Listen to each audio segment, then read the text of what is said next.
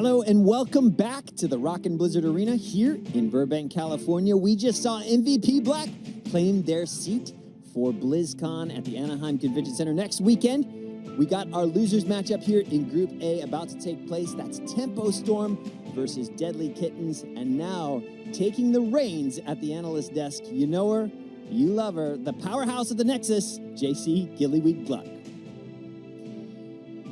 That's right. Thank you, Kevin. And that is correct. I've taken over. Look at me. I'm the desk host now. How's it going, guys? How's it going, Jay-How? I don't know, but you actually commanded that, and we all that's so embarrassing. Like, oh no! I looked over, I saw everyone else. I'm like, God, she just got us like debated so she hard. Can get bossy, believe me. Yeah, get used to it. Guys, we're here. It's day one of opening week. I'm so stoked to be up here. We're going to give Caleris a chance to cast, believe with Dreadnought. And we are going to talk about the first elimination match of the whole event. It's Tempo Storm. It's Deadlykitten. What are your thoughts? It's going to be really interesting because right now, when we looked at the group, everybody expected to see, okay, how does Tempo Storm measure up against China? So far, it was not really the performance they were hoping for. And now, of course, everybody is saying, well, let's see if Tempo Storm can beat the Deadlykittens, because that could be a major upset right now for one of the major regions, as all of a sudden the Kittens come out swinging. Yeah, really, Tempo Storm, through this entire international event, they've been at every single one, and yet they have only been able to defeat Red Canids. Technically, they did Soul Torturers 2 at the mid-season brawl when you consider the tiebreaker, but let's take a look at the bracket so far. Trixler, are you surprised at all that we see MVP Black get out without losing a game? I don't think anyone is. MVP Black coming into this tournament, there was whispers of they are back and they are scary, and they showed why here. 4-0 in their first two matches. They'll be advancing to next weekend, so very excited to see that. I was actually more impressed to see how great CE is looking. Even in their losses against MVP Black, they're looking wonderful, even with the sub.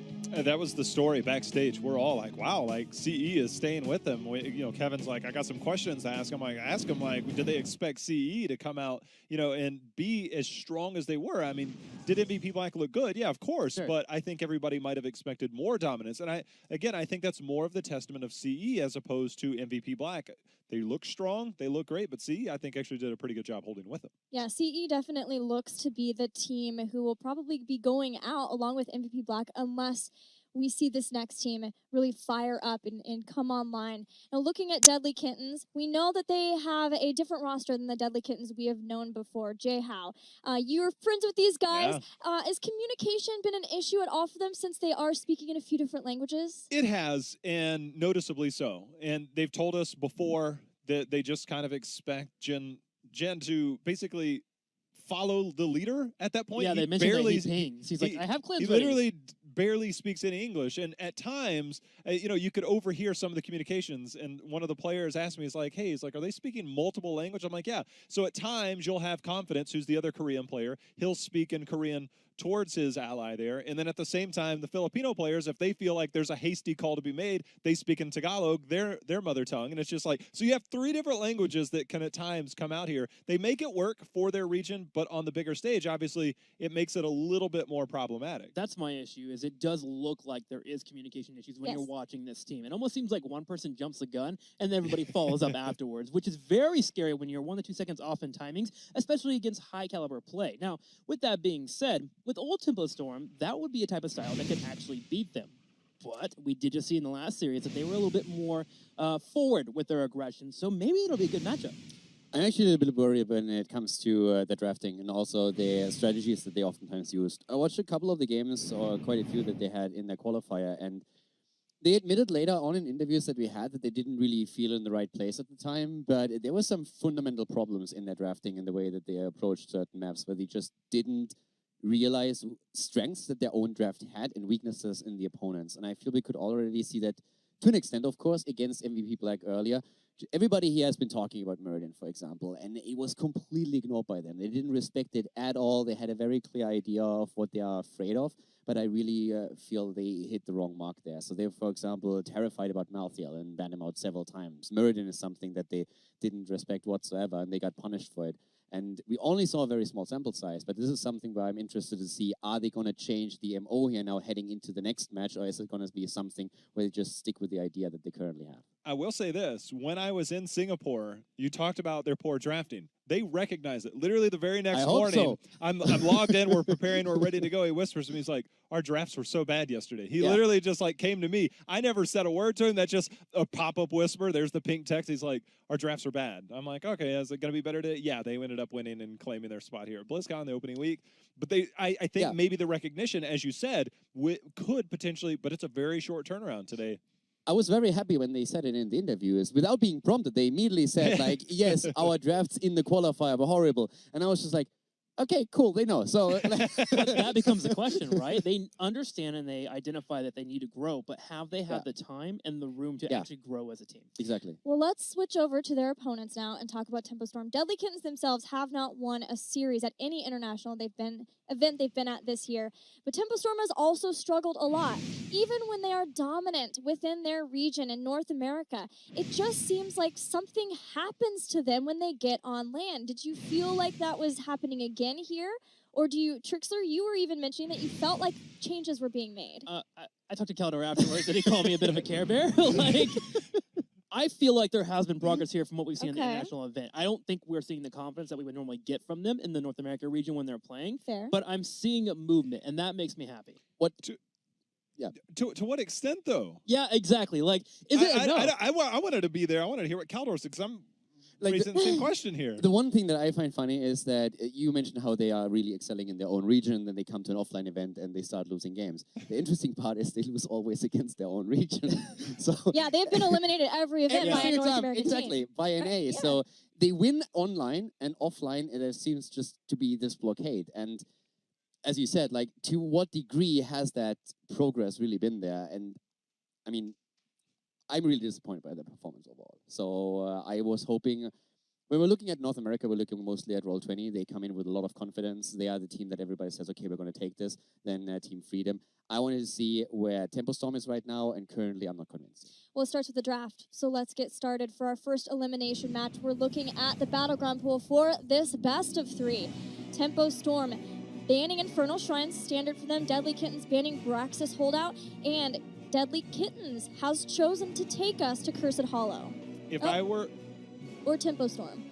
One of the teams has chosen to take us to Cursed Hollow. That is an accurate assessment, Gilly. But this is a very interesting pick for me, because Tempo Storm, if there's one thing that we've ever said about them, is that they have a very slow and methodical pace. They never really push the pedal to the metal half the time. They don't know, they're never really aggressive. But what they do is they play these long style battlegrounds that they'll eventually just wear you down until they eventually win. And this is a map that I see Tempo Storm, this is basically them in a nutshell. Tempo Storm is such an interesting team for me, because I have to admit that after the Western Clash, the way they performed, and as soon as they went out, I was just like, this team is done. This team is absolutely done. And then in the season, they come back, and it really impressed me how well they came together at the boot camp when they were saying, hey, we are going to fight for the playoffs, and we are going to make it to BlizzCon. And before all of that started, I said, there's no way. All of a sudden, they really show up. It's a completely different team. There's synergy again. There's aggression. They take opportunities. And I was really impressed. I really loved it. But I didn't see that in the first game they played today. If they can show that now, I think they will take this, but that's the one doubt I have. One has to wonder if it's a mentality issue at this point. When going to an international event, I mean, 3 times in a row they have failed. This is Psyching their 4th time themselves here. out. Yeah, exactly. Are they getting to a point here where they don't have the momentum that they can get in their own region? And can they find a way to break through that? I think, luckily for them, the Deadlykittens might be a matchup that they can win here. So we got to see them break through now. I want to give you one small tidbit before we get too deep into the draft, because I was talking to Deadlykittens, and they have a hero that they refer to. Okay, here. Have a hero. But that's the thing, is like, I know who the hero is. I'm not going to tell you who it is. But if it comes up, don't be surprised, because they literally refer to it as Weapon X. That is it's their code word for if it's the right moment. They wanted to pick it. They wanted to pick it. It might happen. It's good to know that they have a code name for Gazlo.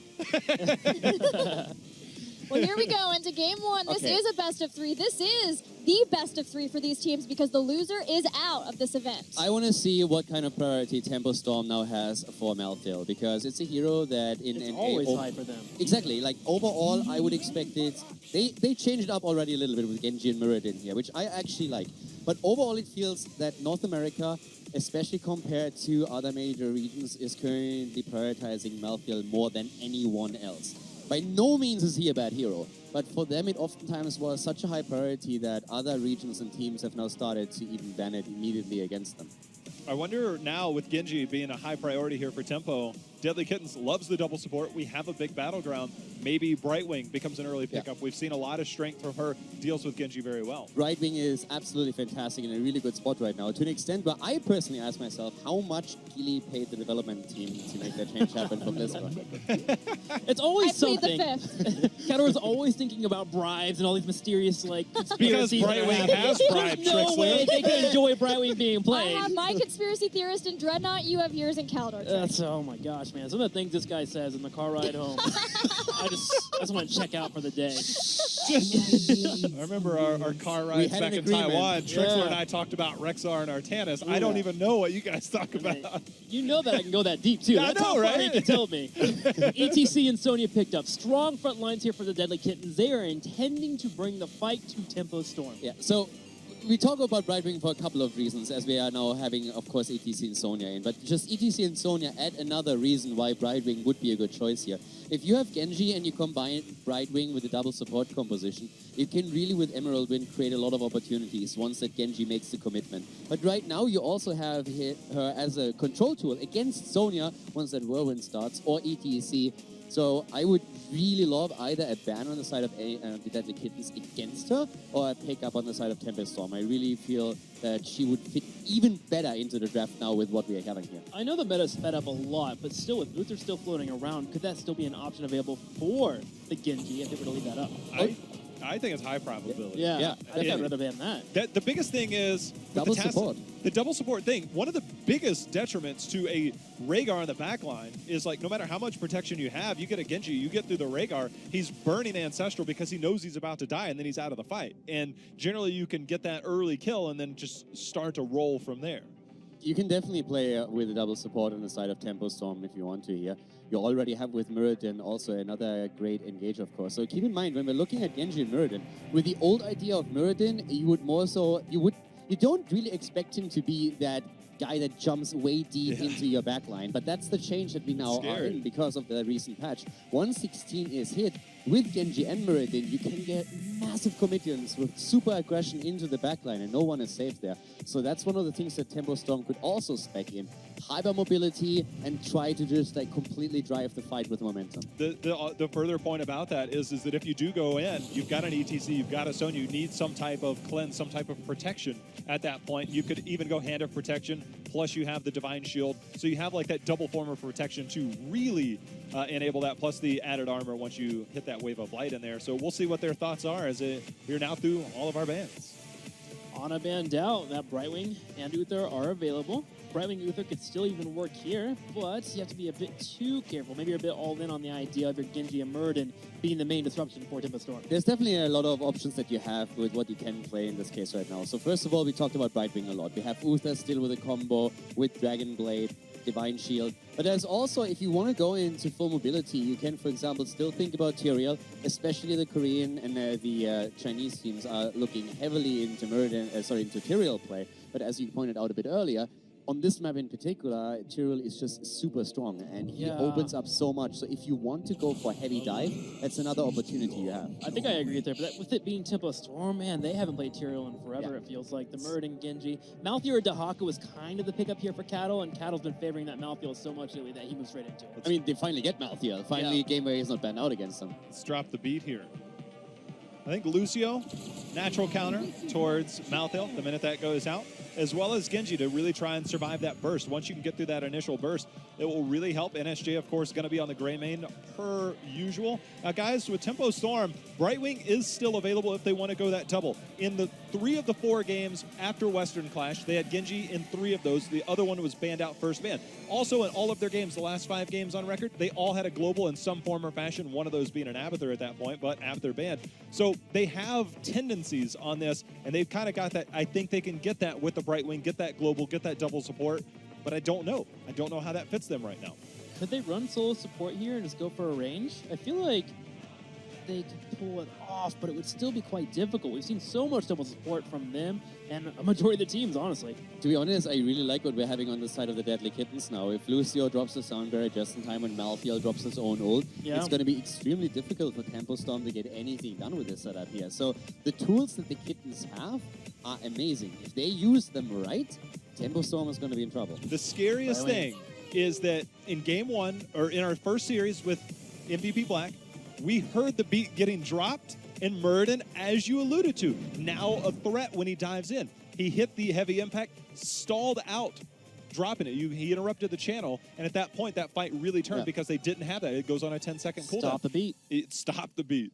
I mean, if you look at the draft that we have right now, we have basically what we talked about at the start when we saw the initial 2 picks on the side of Tempo Storm. We have Brightwing and Uther. So you have the Divine Shield for Genji, you have the commitment and the safety for him to go into the backline. And at the same time, Brightwing has not only the global available, we have good control against ETC and against Sonya.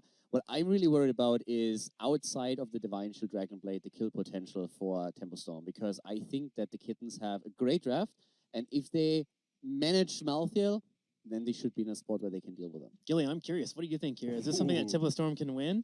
This is something that Tempo Storm runs a lot. In fact, you guys were hypothesizing what was going to be paired a lot with the Genji. Definitely thought that that would be Malthael to go with it. They like running that heavy melee style, putting them together, Tormented Souls as the setup, and then Dragonblade to come in and as the finisher. And for them, they like running out on this battleground. Sometimes they even bring in an Abathur. But because Lucio couldn't be banned out, because Lucio got through, I am just as concerned as you guys are about Sound Barrier and how effective that Tormented Souls is going to be, because Caterpillar struggled a lot with his Tormented Souls in the last series. I want to see, because the priority target when you jump in as Muradin will be the Lucio. One thing that you can do, whether it's jumping in as Muradin or whether it's going to be E'ing in as Genji, you come in, Emerald Wind splits. Because it hits, it counts as like that minor interrupt, that minor stun. You also have the heavy impact now, which is far earlier in the game, makes your team fighting at level 10 and beyond very threatening. I think that's going to be a high priority, choosing those opportunities. But timing and communication, as one of our key points that we talked about early, are going to be a very, very heavy emphasis, I think, this game. Well, guys, our casters are ready. Greymane? Yeah, I mean, Greymane is also going to be a huge threat. And it could be to an extent where if Muradin gets too aggressive, you can actually go away from go for the throat for once, drop into the bullet, and you have an ETC slide after Muradin jumps in, and you can try to burst him if he plays too aggressive. But Greymane in the setup, if he plays well, I think that's a huge threat to Tempo Storm. Well, let's see how Greymane and everyone does in this elimination match. Let's head on over to our caster desk. That's right, as Gilly mentions here, it's the most important series for these two teams going into their 2017 careers if they want to continue their hopes on in BlizzCon. Of course, Kyle is here with Dreadnought to bring you all the action from this series. And Dreadnought, I'm extremely excited to see how both of these teams are going to try and approach their last chance. I completely agree. And here with the draft to Tempo Storm, I feel like the NOSS put it perfectly here. It does feel like it's going to be a tall tale, them sticking to their guns, sticking to what they know. And the question is really, is it enough to be able to even overcome an opponent from, you know, a non-league region like the Deadlykittens? Very important. As we're getting into the game here in just a few moments' time to find out who's going to be able to keep themselves alive. And for Tempo Storm, they have not necessarily a lot of weight on their shoulders because North America seems to be well represented here in Roll20 and Team Freedom. But for Tempo Storm, they were the kings of North America for a long time. Has that time passed? I think it has. And I feel like this series is really going to be the thing that locks it in, the nail in the coffin for Tempo Storm. But to kick it off, in the blue here, we have Deadlykittens with that Jinwoo on Rhaegar Confidence repping the Lucio. You know, we're going to have Enavir on the Sonya. Sonya is such a high impact hero throughout the meta and this tournament. And last we got NSJ on his Greymane. Oh, we got stronger on ETC. I can't count to 5. Caster math already nailed it. All good. Onto the right-hand side. It's Tempo Storm. June going to be representing Uther. Fury will be on the Muradin. Next up, Chthonlok will be playing that Brightwing. And we have Assam on Genji, finally rounding things out. Caterpillar will be on the Malthael. And I thought that the Malthael for them was really the key to unlocking some of the previous games that we saw from them. Can that be a key here? I would like to say the answer to that is yes. It has been a continuous go-to strategy for Tempo Storm throughout all of the North America Phase 2 Part 2. But it does feel like it's kind of lost its, you know, flavor a bit when it comes to the meta with the recent patches here. And it is a bit surprising to see Tempo Storm so locked in on that Malthael. An attempt potentially up towards the top lane here, as Fury was already positioning himself with the Muradin, with Sam also lurking in the wings for confidence. Great scout out there to originally try and push that off of June. Yeah, and June getting a lot of pressure there. He's going to go ahead and have to drop back. Fury joining in. Psalm, though, is getting punished quite heavily there by Jinwoo on that Rhaegar.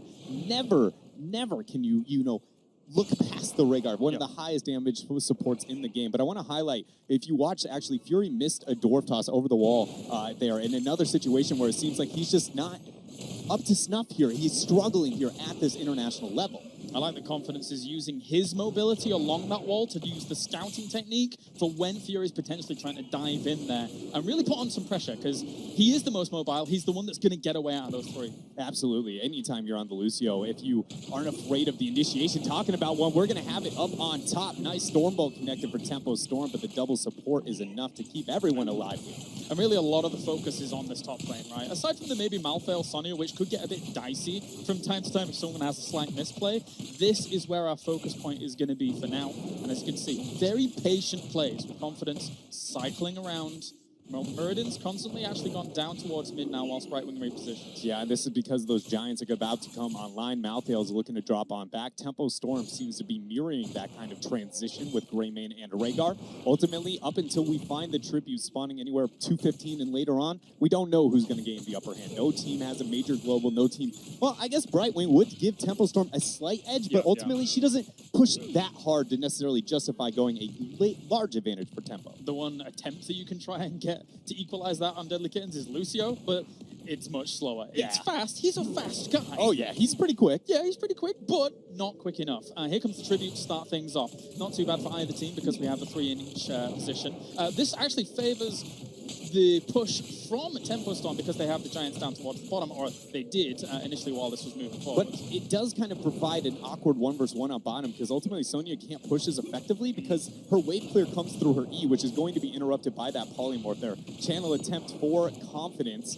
Stormbolt not going to quite land there for Fury, but it's enough to at least zone off the members of Deadlykittens off this tribute. And Tempo Storm understands what they have to do. Delay this, deal with the Giants, which is just next door. It's right there. There goes the power attempt on towards confidence. A lot of damage going on towards him. Lucio manages to get away, though, with that totem in place as well to get some healing going, and they managed to survive the onslaught. Yeah, they're doing a very good job here using that passive healing between the Lucio and the Rhaegar in the long run. Now Cattle trying to throw it out and deter them. I'm just questioning, is Deadlykittens going to have enough threat up here to ever draw that Brightwing aggro, or do they even care at this point in time? Yeah, it's because overall, it depends if they want the tribute or not. If they really want to have to commit, Sam is constantly poking at the back.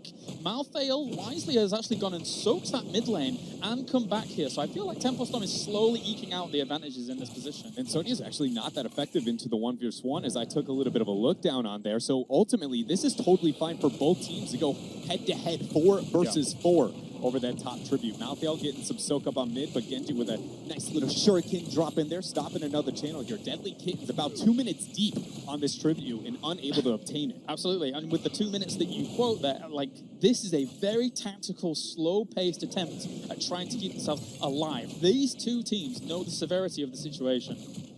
Brightwing left on her own on bottom for a small moment. Psalm going to dash on in to be able to get the interrupt, forcing the deflect. Now Fury drops the dwarf toss, gets the stun there. Polymorph coming right on line. Cattle, though, is caught out too far. Now that is going to be first blood for Deadlykittens, and maybe not done yet as Fury's has some dwarf toss. And for Tempo Storm, was that the greed of them not bringing the Brightwing, considering that all of them were so low against a Lucio and Rhaegar that were up top? Almost always going to win out that sustained fight, because you said 2 minutes, 3 minutes. That was a lot of time there. There was a long duration. I don't know if I would go as far as to use the word greed, but very much a strategic misplay on the side of Tempo Storm, biting off more than they can chew. But talking about biting off more than you can chew, so does Jinwoo up on top. Oh, but the boop saves him. Very well done there. Trying to put on more pressure towards Sam. Doesn't quite catch him. He will get out there. That being said, Cthulhu has come up towards the top here, and might even die off for his troubles. No, they managed to save him at the very end. I'm always surprised about this boombox, by the way. Deadlykittens keep bringing it. It has been, a go-to talent, actually, not only just within their region. There's been a surprising amount of boombox for me coming out even out of the Korean and Chinese regions. Ultimately, the talent, I'm torn on. I'm not sold yet, but I do love watching that come to life here at the international stage and put up that solid argument. And it looks so happy. Look at it. I mean, it's jamming out. It's having a good time. Yeah. Not as fast as Lucio, but I mean, he still looks like he's as equally as enthusiastic. He's very enthusiastic. That is true. That's 2 for 0 at the moment in terms of tributes. So Deadlykittens really getting a good position on this, and they've come in confident into this series. They feel like that they can beat Tempo Storm here, and if that happens, Tempo Storm going out in last place in this group could be quite the blow to them moving forwards into 2018. And very contradicting towards the mentality, it seems, that they have displayed going into this tournament. Yes, Tempo Storm, again, is a team that has always felt confident at these international stages, but maybe not performing at the level that we expected of them. But again, this one has been a different one. For some reason, BlizzCon and the HGC finals seems to be like, maybe they have found the true key to overcome the struggles they have had this year, but right now, it is looking like that is not the case. Cattle at level 4, going for Die Alone, kind of gearing up for the potential of him ended up in like one of those 1v1 situations, or even just on the outskirts of a fight, looking for more damage on that. Cattle does not manage to grab that. He's pushed away by another form of Cattle as ETC is able to just get him out of there for the moment. And with Brightwing joining in on this, Sonya's going to have a fine time getting the split push up on bottom, meaning Deadlykittens forfeit up the tribute, but again, they are just one tribute away to finding themselves a keep. Nothing to worry about at this point. And I am a bit surprised at the lack of, it's not so much lack of action, but the lack of deaths going on. It's been a very strategic, rotational game for both of these teams. Again, I used the word severity before. I'm going to use it again because that is the situation that both of these teams are in. You want to try and keep your hopes alive to go on to BlizzCon and play on that stage because the amount of fans we have there, it's unparalleled for Heroes of the Storm. It's brilliant. Still to this day, the most powerful moment I've ever experienced is being on that stage, the ground shaking, and people cheering for not only my success and my failure, but it is without a doubt something that I will never be able to relive, and I wish I could about every single day. That is what these guys are playing for. So Dread 2018 Pro confirmed. As this Cattle for Stronger, going to be attacks here to begin things. NSJ trying to come in on towards Sam, though. He should be able to get away with the Brightwing shift in, and the dash away is safe for now. Very close. But to burn that Brightwing teleport is the Giant sieging up on top. Perfectly timed for Deadlykittens. Tribute, curse point. Perfect positioning for them. Everything here is on the shoulders of Tempo. Fury going very, very deep there, even popping Avatar quite early to try and keep himself alive in that situation. Here comes Tormented Souls as well. Caterpillar trying to rip apart some of this front line to start things off in it, and Enavia just bouncing back and forwards, not necessarily using his wrath to get that full engage. And they immediately turn things around, dropping the mosh pit. We got a Dragon Blade, but it is not looking like it is too effective. Beautiful Emerald Wind hitting all 5 members of Deadlykitten, but when it's all said and done, they are significantly ahead of Tempo Storm, rounding the 13 talents here and a curse. Tempo Storm's going to be Tormented Souls if they're not careful about this. That was 2 members dying off with the potential for more there, as Deadlykittens were able to turn that situation around with what I consider to be extremely good patience. Absolutely, and it's paying off as you see in our picture-in-picture, those Giants nearly securing the top forts. Now the boss, a curse, and 13 talents here. Tempo Storm seems to be crumbling under the pressure of Deadlykittens. They're going to stall out once more, trying to deny this curse. Not a bad attempt. Sam just trying to get out of position of NSJ there. He's putting some pressure on. Cattle now going to try and put some pressure on against Enavia, but he was cleansed. He's going to be pushing forwards here with that spin to win as well, and he might end up going down. Psalm not able to get that reset, so Tempo cannot even move in any farther, and I hate to break this to you, Caleris, but Confidence was channeling the tribute the entirety of that skirmish. That was effectively a 4 versus 5, and Tempo is still struggling to hold their own. Deadlykittens here really bringing a strong performance to this first game with 3 tributes to 1, and that boss is pushing during a curse, and it's on full health. They're taking their Giants. Also, another nail here in the potential coffin if Tempo Storm isn't able to rectify the situation. Those top Giants that started out long ago have found themselves all the way to the keep, drawing the Brightwing up to try and rid of that. But now the keep looking to break the base, walking into the keep here for the members of Deadlykittens. They walk in, Tormented Souls drop there for Kato. They're going to dive right on past us to try and force the fight. They need to do something while that Tormented Souls is up. And now that they haven't got any kills off of that, here comes the Divine Shield as well as that shield from the entirety of Lucio, trying to keep them all alive. They're outlasting all of the damage coming towards them, but they're very clumped up right now. If they're able to get one reset, but no, the Mosh, they're able to turn this thing around. Deadlykittens busting out the claws, now rounding a 3, almost 4 level lead. 3 members of Tempo dead, and they're on to the core. There were 2 phases in that fight, and they were not able to get kills during Tormented Souls. They were not able to get kills during Dragon Blade, and that is going to mean core. Deadlykittens come out with a blistering start here, going up against Tempo Storm. My goodness, Colaris. Tempo Storm and Deadlykittens. It is just, what a series already. I did not expect Deadlykittens to bring this type of fight up against them, and the fact that they were able to so calculated with so many of the decisions that they were able to make from beginning to end of that. It was just really well done. That was an 11-minute Cursed Hollow. The everlasting sustain there that we saw from Deadlykittens was extremely powerful against the 2 big moments in those fights. If you can't get kills during those very high impact heroics, when are you going to get them, Dread? I mean, I feel like we just saw the answer is you, in fact, are not going to be able to pick those up. The Malthael, the Lucio situation, we have been talking about it, and now it feels like the only thing that sits on all of our minds here is the Malthael still the go-to? Is this Tempo Storm sticking to what they know, going to hold up, even when they are 1 game away from being sent home? It could be a repeat, situation, unfortunately, for Tempo Storm here. Not really living up to people's hopes in the North American scene, but of course there are still other teams here representing North America. We're going to head over to the analysis desk to see what they think about game number 1. Deadlykittens are 1 game away now from pulling a Soul Torturers and eliminating Tempo Storm from HGC Finals at BlizzCon. Calder, what'd you think of that game? I think I have to be careful how I phrase this because... Trickster, what'd you think of that game? I mean, I'm frustrated. Okay. Honestly, I'm watching this Malthael gameplay, and I'm wondering why there's never an engage. There's never a threat. I mean, Claire's nailed it on the head in the commentary there. Whenever you have this composition where you have to overrun your opponents, you have to engage at some point. You have to go for the steamroller tactics, and that never happened. We saw Cattle drop constantly Tormented Souls and float around the side, kind of like peacocking a little bit, like, I'm a bird, look at me. But if you want to be a bird, pick someone that's a bird. Quit picking Malthael. It's very frustrating to see that they're not actually going for the dive engages when they pick a composition that needs to get on their opponent. Let's just put this into perspective for a moment. We just saw a non-league team defeat an HGC league team. Caution. Team, with a 4-level lead and 7-0 kills.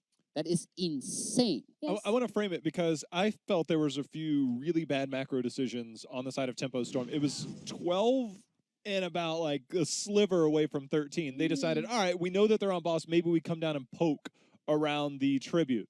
That came back to bite them. And then all of a sudden, you have the push in there. The tribute's going to be there. And Deadlykittens actually played that really, really well in the sense that you could hear them screaming, don't cap, get boss, get boss, get boss. They got that. And then Tempo came over, instead of soaking, instead of doing anything, playing a more cautious approach. It's an early enough boss to where, despite the fact that you have a curse against you, it's somewhat salvageable. But the minute you start making the aggressive poke calls because you have the mobility and things like that, and then it turned really hard, going into a choke point, ETC making the plays, it just seems like they were way too confident in what they were doing instead of recognizing the situation, recognizing the enemy team comp, and it just seems like they became so laser focused. They just had tunnel vision of we're fine because of maybe the top tribute. They poked it for 2 minutes. It was really difficult to watch them on those last few minutes of that game. Yeah, 3 games in a row, Tempo Storm has fallen behind in the early game. They tried better to at least keep up in the macro game with their globals, but unfortunately for them, it just did not work out again. They lost a very fast game. Let's see where this potential final game for Tempo Storm is going to take place. They have opted for Battleground choice, having lost the last game. That is, I think, something that we're going to see a lot of in a best-of-3 situation, Caldor. Yeah, again, for me personally, the last game had 2 aspects to it. It was, first of all, that Tempo Storm just simply didn't perform to the level that you would expect from one of the major regions. But it was also that Deadlykittens playing extremely well. Yeah. So those 2 factors were just combined, and that resulted in the game that we saw. Now, Tempo chose the map, and that is a lot more... I mean, this is a lot more common, I feel, in North America than we have in a lot of other regions. We are usually first pick is prioritized. But they are saying, hey, we are confident we need to win now. I mean, this is everything on the line at this point, so you need to win the map. You're taking one of your best, you're taking the map where you're saying, hey, we're going to get a win here for sure. But it's also a map where we need to have a lot of coordination. And to be honest, a better coordinated game on the last map was the Deadlykittens. Well, it is somewhat seen as a battleground choice in North America, but I think also it's a product of best of threes too. Because they've already lost one, there's so many battlegrounds that are still left up. They want to make sure that they get one where they feel comfortable. We're ready for the draft, guys. Well, this battleground always comes down to that top lane, so we'll see how that 1v1 will occur. We do get some delayed games here as well, so Tempo Storm trying to prey on the idea of, okay, let's get to that mid to late game where we feel like we are a little bit on the stronger side. But Deadlykittens, in the past, it's been one of the battlegrounds they've always gone to. Well, this is a different squad, obviously, but they still have Innover, and Innover has been great in the top lane. They love having him, and they love playing around Tahaka. They love a lot of things that they can do on the map. We've seen, high priority on Sonya now, especially, which actually looked really good last game. So I think there's a couple of things that still fit to their core values, as you said, and the way that they like to play that. And we actually saw them pick Dragonshire against MVP Black. Obviously a different opponent. They struggled there, but this is their battleground. They are okay with you picking this against them. I mean, we talked earlier a bit about how they said, hey, in our qualifiers, our drafts went really on point. And JL, we talked a bit about how they said, hey, we are improving this now. And I feel the last game showed it. We already said after the draft that the tools look really, really good. And it was just a question how well will they do using those? And this is going to come down to the same question. With Rhaegar as support, you already are very flexible in the sense that he has wave clear if you need it for them. But you're laughing at me. There was almost like a running joke in SEA when we were there. You were talking about the drafts and things that they were doing. It got to a point. Obviously, Rhaegar was really strong about a month and a half ago, right? But they were first picking Rhaegar. It became a first ban thing during their last regional. And so, like, I'm sitting here thinking back, like, there was almost a joke amongst the team. It's like, this is the only hero he can play because he was so good at the time, but that was their most successful hero that they literally first pick. It's hard to argue that, but this is what Jinwoo does. I mean, you can't argue the strengths of what Rhaegar brings, right? Like, even with the slight changes that we saw on the last patch, the way the meta's changed a little bit, how susceptible he is to actual dive. He's still a strong hero, but one that we continue to keep going back towards with Tempo Storm. It's a Malthael on the ETC. Yeah, and with Malthael taken, I wouldn't be surprised to see once again Ana taken away from them, since Nana boosted Malthael can be quite the pain to deal with. But now, of course, it's more about the double picks that they have on their own hand. They already committed to, I mean, they can again commit to globals here. That's one of the things to definitely keep in mind. We've been talking about top lane on Dragonshire quite a bit, but just quick rotations in general on this map can be absolutely fantastic if you have the opportunity to rotate quickly, get the kills, have the Haka, Brightwing to an extent. We've seen Fawcett every now and then make an appearance in drafts, even though it's not really the first choice anymore. I just feel that at this point, you can most likely expect NSJ on Gray minutes, just a matter of when do we draft it. But Sonya, I think, is one of the more particulars. Now, the fear of Lucio being banned out again as a Malthael counter, they opt for the early double support. This definitely fits their style, confidence going over on Lucio again. But the Muradin pickup here for Deadlykittens. I like that actually a lot because this is exactly what we talked about earlier when they played against MVP Black, that it didn't really seem that they respected him enough. And now the quick adaptation here, picking Muradin and really acknowledging, okay, the recent changes have made him an exceptionally powerful tool. It's of course also another tool they can use against ETC, against Malthael. So I really like the adjustment here. Yeah, so nice that Heavy Impact comes in at 7 now instead of 16 as another way of being able to stop Moshpit even if Stormbolt's down. Beforehand, Muradin was great on this battleground in BOE because he has the ability to kind of jump onto an opponent and lock them down. And it gets compounded, as you mentioned, by the level 7 now available here. So Muradin being picked up by the Deadlykittens. Sonya will be banned out. I was expecting the Sonya as well. With really Muradin, like Lucio, that's a ban you have to go in. But I really like it in the sense that there's very few other melees that can stay in a lane with Malthael successfully, and I think Sonya is one of those ones. Dahaka loses. Illidan can kind of stay in there, but Illidan has fallen way off the map lately. I think we might see some surprise throughout the tournament, but as it stands, I think Sonya, as you said, in the team fighting and in the solo, definitely a really good ban for Tempo. Does still leave Dahaka. Yeah, the ban also on the side of Deadlykittens. I mean, we talked about it already a bit earlier, and it makes a whole lot of sense here with what we're seeing for Tempo. Tempo themselves with the double support here, so well, Furion oftentimes is more so the choice on two of the Spider Queen when we're looking at other regions for the added utility as well. But here in this setup, you have, of course, Roots after a power slide. So there's a lot of control on their side. And, of course, you have also Silence. What? Like, why? Wave clear. Yes, definitely. I get each of the supports, but both supports are already over here for Deadlykittens. Do they not want to deny a range? Are they hiding something? again, I don't know if they feel comfortable going with the Greymane at this point. Greymane seems like a likely option for Deadlykittens, but it seems a little bit less likely against the Uther, the Malfurion. You've got the stun, you've got the lockdown, so maybe they're looking to control that. They're not as afraid of the Muradin. I mean, it has to be reactionary. At this point, you have so much control that the question is to simply, I would expect burst. That's the first thing that you think about if you have ETC for the power slide. You have Uther for follow-up stun, you have Malfurion in the same boat. So I'm not quite sure what you would hide there. So it feels more so that they're afraid of what the Kittens could potentially take for... It's just Greymane is so strong for Deadlykittens. And he's good with Malthael. Oh, there you go, Leoric. Yeah, Not the Dahak. we can talk a little bit about the Lord and Savior, Ominous Wrath. Go ahead and talk about it. I know you want to. You're smiling. Tell us more about the wrath. You got a pre-script that you've written every night before you go to bed. You read it, and you're like, good night. You kiss it, put Leo down on the ground. No, but my boy is in the game, so I'm happy already. I don't need to talk about it. Well, the 5th pick here, gonna definitely be some damage. Options floating around. There's still the Vala. Could move into it. Somebody's got to execute off of Malthael. I really wanted that Greymane, though, Me for too. Tempo Storm.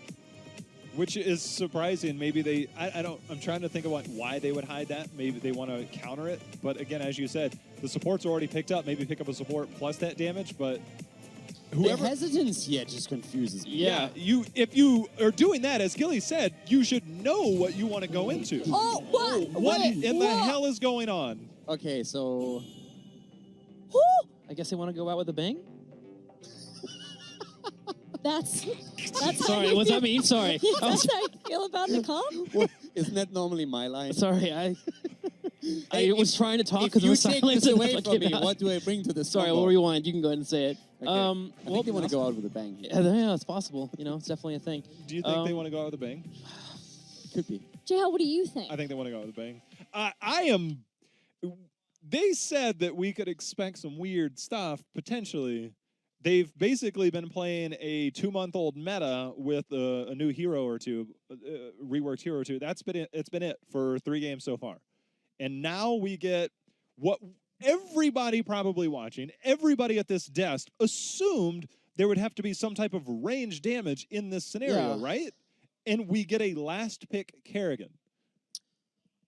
I'm okay with it if they actually go for the aggression. Like, you have to get in your opponent's face. You can't dance around. Lucio constantly will be in a spot where he is boosting around Sonya. Sonya's going to be doing as much damage as he can to that Kerrigan. You're going to have ETC who can definitely negate that fight. ETC Kerrigan can dive together. Power slide into a combo is strong. Circles of death. Circles of death. That's what they're going for. Post 10. I mean, they have a lot of control, a lot They of have stuns that they combos. can use here. One of the things that I'm a bit afraid of is that Leoric is going to really shine against this in the sense that he's going to hit a lot with the skeleton swing. Consume Vitality is proccing really well here. March of the Black King is going to be fantastic if used correctly in team fights. So as you said, Tempo Storm needs to show early game aggression, quick rotations, and get kills in, because that's where Kerrigan excels. If they lose out on that window, on that opportunity, then I feel they're going to have a lot of trouble bringing this game home, especially since once you fall behind with Kerrigan, you're basically done. Out with the banger, in with the new meta. Kalaris and Dreadnought, what do you think? It's a bold play, Cotton, as we'll find out in just a few moments' time here. What a way to end that draft, Tread. What a way to end. It's still, I'm still a little bit, struck here that they were willing to commit to that Kerrigan. Later on, you and I were coming up with like wild theories, like is it a Kel'Thas, Kel'Thuzad? And then nope, Chuck Tester just slide in the old Kerrigan. All right, let's get into it. Game number 2 to find out who is going to be moving on here. And will Tempo Storm keep themselves alive in this series with a Kerrigan of all things in the final choice? One thing's for sure is going into it, if they find that potential to always be rotating faster than their opponents, Kerrigan can control the bottom and mid quite well. I completely agree with you, but first we got to introduce our teams. In the blue, up a game is Deadlykittens, where we have NSJ on his Greymane. We have Stronger up on the Muradin. Also, we had Enavir on Leoric, Jinwoo on Rhaegar, and Stronger on that Muradin. And over to the right-hand side, of course, in Tempo Storm land, June will be playing Uther. Next up is going to be Fury on ETC. Next, we have Cthulhu on Malfurion, bringing out that second support. Thom will be rocking the Kerrigan and Caterpillar. As always, the trusty Malthael. Yeah, and so there's a lot of follow-up immediately to the Kerrigan combo I was talking about. We see one landing there, immediate root follow-up. Hammer Adjust is going to be thrown down there, but Stronger is looking just fine. But you talked about the aggression you wanted to see out of Tempo Storm. I do want to say that traditionally, against maybe an opponent that you consider a little bit weaker, granted Tempo shouldn't have that mentality at this point in time, offensive compositions always pay off. And these double supports at the moment really keeping the Oracle alive, but Navia cannot be killed off there as Kettle's trying to rip apart some souls and continuing on, trying to put some pressure towards Muradin. Not likely to kill him though. The one thing that I wanted to ask you, Dread, though, is that with the Malfurion as early as it was, does that, I mean, with the wave clearers, Leoric actually died off up towards that top lane, so very nicely done. But the Malfurion, to me, now makes more sense. I mean, I don't mind the wave clear factor, but with a Kerrigan, very impressive. Yeah, exactly. Picking that up once you see the Rhaegar gone, if you're going to go into a double support on a map that requires as much wave clear as this, we saw the Malfurion, it goes, oh, Moonburn, being able to help out, but then suddenly having that ranged follow-up, so successful there. Obviously, Uther, he's pretty good at it, especially post-Benediction, but he often has to risk his life or his positioning, as it feels like Cattle's doing a little bit of that here up on the top lane. All right, Enavir trying to put on some pressure against Cattle. And likewise, he can't really move forward knowing that Enavir is a little bit low because he knows that there's a potential of that rotation. And Stronger with what seems like the smallest little dwarf toss. It's the dwarfiest of dwarf toss right there. That's right. Don't tell anyone about that one. But Sam and June now looking on the rotation, looking to threaten at the front once again.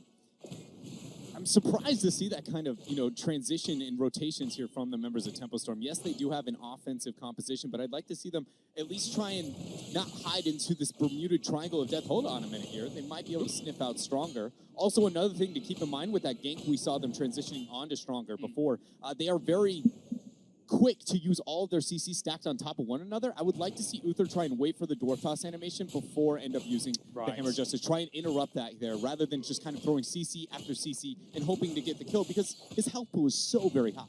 A potential lockdown would be great. One thing to note is that on this map, something like On a Pale Horse at level 1 for Malthael, if he sees opportunities where he's dominating the top lane, he can then potentially, find areas elsewhere to try and come down, help out friends, etc., which could be nice, but I don't know if he's going to get that kind of room.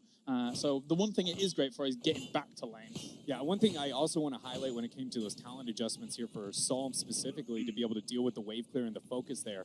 By going with that Fury of the Storm, able to get that splash and make sure Kerrigan not necessarily a go-to character when it comes to that wave clear, and just a beautiful combo there up on bottom. Very good use of the synergy there, but ultimately she makes up for all of her weaknesses with that talent, or at least puts a nice band-aid over top. And that was a guaranteed kill even if it didn't last that long because there was the roots under it as well. Yep, it's just any time that you're able to rake them in, always Malfurion's there for that beautiful follow-up, and then you can use your stun whenever appropriate. So strong control so far of Dragonshire, much stronger I feel than the previous map. Very much so. I feel like Tempo Storm is coming out guns blazing here, netting themselves already 2 kills. But, ooh, Cattle. Barely able to make it out of there. In Tempo Storm, now they're pressuring up on bottom. They're succeeding up to the surviving the ganks up on top. And now a Dragon Knight on mid, it just feels like a very different game for them so far. But we have to keep in mind, Kerrigan compositions typically do this in the early game. It's what they can make happen in the late. Yeah, there is the potential for that fall off. Another pick off on towards Rhaegar. Very nicely done. Not even with a Kerrigan combo at all. Sam, at the moment, in the Dragon Knight, putting on pressure against the structures. Just kicking away one member of Deadlykittens at the moment. Stronger in confidence. Bouncing about here, trying to slow this impending death down of this fort. It will fall. Ultimately, we got to be asking, what is Tempo Storm going to be doing outside of the Dragon Knight? Because that oftentimes is some of the most important things on Dragonshire. Yeah. How many of these mercenary camps are they going to be able to pick up and cycle, pressure out the map, painted red, and be able to essentially manipulate the secondary Dragon Knight rotation that we know is going to be coming online? All right, so just backing off for now. Getting themselves a level lead so far. This is a good start for Tempo Storm's campaign to try and get themselves back on track, keep themselves alive in this group. And one thing about Malfurion is that with the Moonfire build, you don't have something like Loon's Grace where you can just actually have the reach if you want to go full Moonfire, but it's still really annoying. Those numbers still start stacking up later down the line, and it's quite a nuisance. Yeah, Malfurion is, in my opinion, one of the more underestimated supports when it comes to their actual damage output. He really can become a major problem.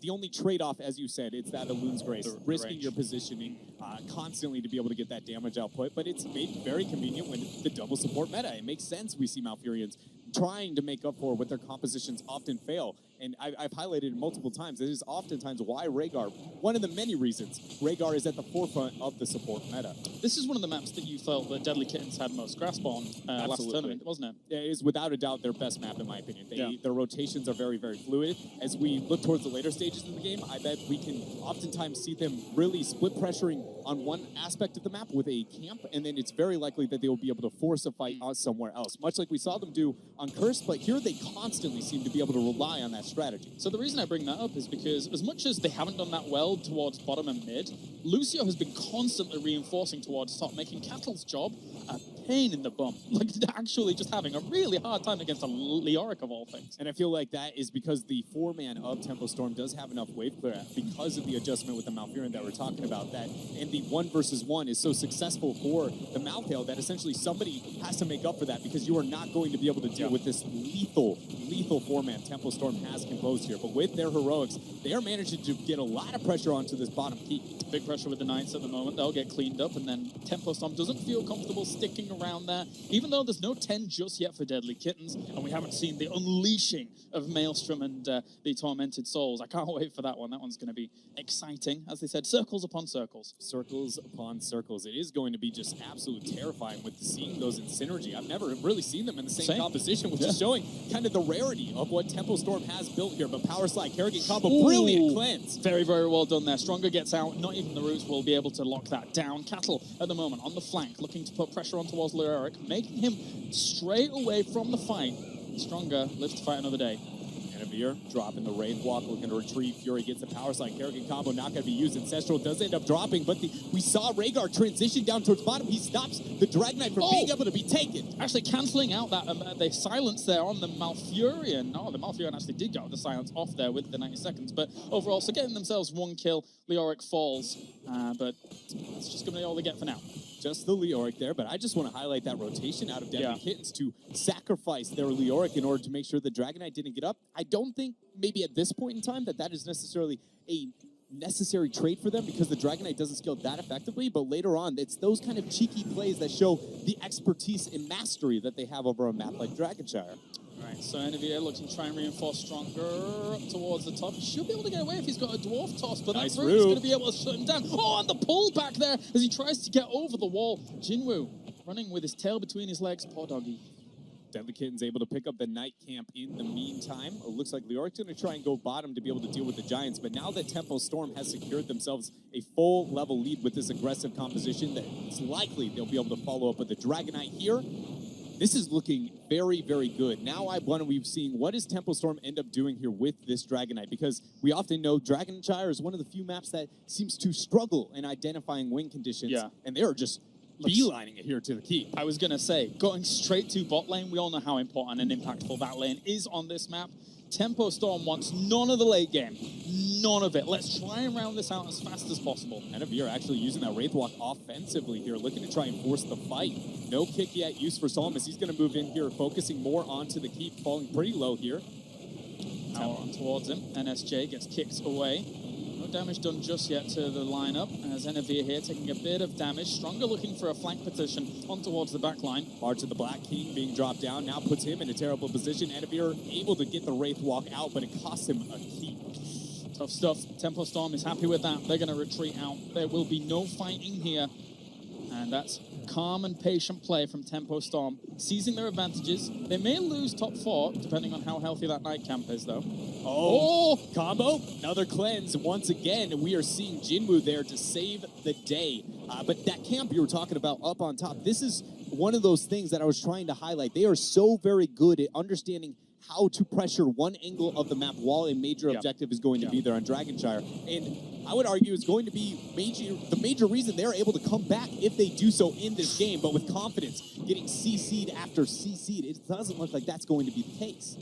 Sam getting to play a Kerrigan. Not a common sight, but certainly making use of it to the fullest extent here. in game number 2, and I would love a game number 3. Mainly because it's the only cast I get today. But Okay, you know, I'll tell you this much. I would love a game number 3 because I would like to see North America not fall out at this point in time. And that would be a strong correlation there. So, yeah, I would like that. Yeah. So we're on the same page. Cleaning Malfurion alone, cleaning up the camp, and that's the power of the Moonfire build, actually, coming into play. You want a Malfurion to do that without Moonfire build? All right, I'll see you in about 3 minutes. Yeah, it's going to be a bad time. Talking about a bad time, maybe one here up into the middle lane. Psalm going to land a combo, forces the cleanse, going to be dropped. March of the Black King giving him a bit of HP. Ancestral connects. And with all of those circles, not only the Maelstrom, but also the combo! And that is a huge amount of damage. The Mosh Pit before was zoning them out so well, breaking up the confidence there from Confidence. And all of the combos coming out with those roots going down, big kills coming out. Tempo Storm almost gets a team wipe. Tempo just turned it up. So many combos being used there. And the raw root from June to be able to enable that second rotation was absolutely clutch. Setting Tempo now 2 full levels here over Deadlykittens, 10-0 when it comes to the kill count. It's an amazing thing to say that the Mosh Pit didn't get many members, but the fact that they were all spread on either side of it and not really able to reinforce one another was really nice play there. So as much as Fury's had some questionable plays this tournament so far, that one was solid. Very much so. He is able to, you know, show up when it matters, and sometimes that's the only player that you're going to need on your squad at these high tense moments, big tournaments here. But Tempo with their Dragonite and this huge advantage, what can they make happen here? I'm expecting right onto the keep and then forcing a fight, diving past the keep here with that 16 talent here. Here goes more pressure. Cattle now looking for... It's difficult to get a second keep off the back of this against the 5v5 with the wall still up and running, but they're going to look for it if they can find it, as Cattle will push on now, trying to kick away confidence. Learned his lesson from kicking away the Leoric prior, and then just a Wraithwalk coming out. Stronger on the backline. Jeez Louise, calm down. Trying to split the members of Tempo Storm, distract them from obtaining this keep, but I don't think it's going to be enough. Combo got to drop on top of him, forcing the cleanse. Kick actually used onto the Lucio, now on the backside. Yeah, and actually he dropped Sound Barrier as well while that was going on, so he only shielded himself during all of that. So that was actually a great kick away. Stronger trying to dwarf toss. But the combo is going to connect. No cleanse as well. Here comes the Ancestral Heal trying to come out, but the damage reduction from the heal. Tormented Souls is actually ripping them apart on this with Maelstrom as well. Get circled, friends, because that's DK. Gonna have to be in full retreat. They didn't get more kills, but at least they got the mirrored him. Tempo Storm now is going to just look at this keep and drop it. Confidence going in combo range, but Psalm not enough man to descend the full rotation. They're going to back out, pick up the Night Camp to boot. Everything is looking primed and ready for Tempo Storm to send us to game number 3. What are you supposed to do versus Tormented Souls and Maelstrom at that point? If you're both healthy, if you don't have Sound Barrier, you have to run. I mean, surely. Yeah, that is why maybe Tempo Storm has put so much emphasis onto the Malthael, because in proper situations where you get the full effectiveness, it is very difficult to be able to deal with him as long as that one major cooldown is used, like it was into the last fight. I mean, I don't honestly have an answer. I wish I had a better one than that. It's just no run, and that is why we are drafting the way we are. Tempo Storm looking to set up a potential play. Will DK fall for it? Stronger and Confidence don't want to move too far. It's a bit scary here. No one looking to move out too far. 25 seconds for the secondary Dragonite, and it doesn't look like we are going to have the battle here throughout mid.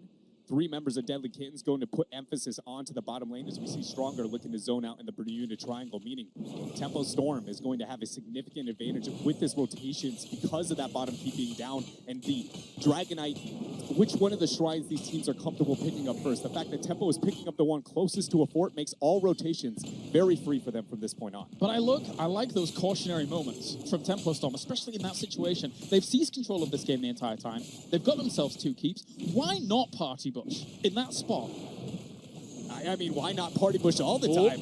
Talking about a party, we've got ourselves one. Yeah, definitely have. There's going to be roots there on towards front. There's the silence on towards Muradin, trying to keep him alive. And all the while, here comes Tormented Souls as well as Maelstrom. The shield's gone onto Sam. That's a big combo on 2 players. But the support here coming out from Deadlykittens is enough to keep them alive. That dwarf toss in. Oh, gets the stun combo, being able to pull them back here. Are they going to be able to survive this fight? Ancestral dropped over the wall. Why? Deadlykittens just diving. They can't keep going with that fight. Deadlykittens here is going to have to, well, they push Tempo Storm away during all of that. That was crazy stuff. The sustain was insane from Deadlykittens. It showed when we see the sound barrier into the Tormented Souls properly being dropped and being used effectively here. Tempo Storm's composition does have a hard time in these fights. It's just the cooldowns and whether or not we see Confidence able to group up with the team and make sure everyone is getting those effective shields, not letting that passive just tear them apart. So we're in a similar situation to the last game, where if people aren't dying during Tormented Souls and Maelstrom, Deadlykittens has slowly felt out this game more and more and more as time has gone on, and they were in a much better situation in that team fight, because they know if they can nullify that, if they can get away through all of that, they have an extremely good fighting chance in these team fights. And as the game moves on, I would like to look towards the 20 Talontiers. Normally I would look at the Leoric and immediately go, yes, this is going to be a huge problem, but he's also gone to March of the Black King, where there's only typically the Spectral Leech to move into the high threat, and I don't see any major argument for that here. Other than that, it's just going to be the wave clear made up for Greymane, honestly, with the auto attacks being able to deal with this pressure that Tempo has secured after getting those 2 keeps in all of those catapults. One shrine apiece. Thankfully for Deadlykittens, both of their keeps down are in the same lane. It's very hard to push over the Death Bridge. So they can constantly keep bouncing back and forth and cleaning that up. So very nicely done by them. We see Psalm able to get pressure up on top here. That will secure both of the shrines here, and it's going to be a free Dragonite, but a lot of pressure there, as you said. This feels not enough to be game, but very, very close. Good transition downward. Tempo Storm, I'm surprised that they didn't actually move anybody down faster than that. That was a very slow transition. I just autopilot assumed that they were going to do it. Yeah. And Deadlykittens now has to be dancing themselves for quite a while. They need 20.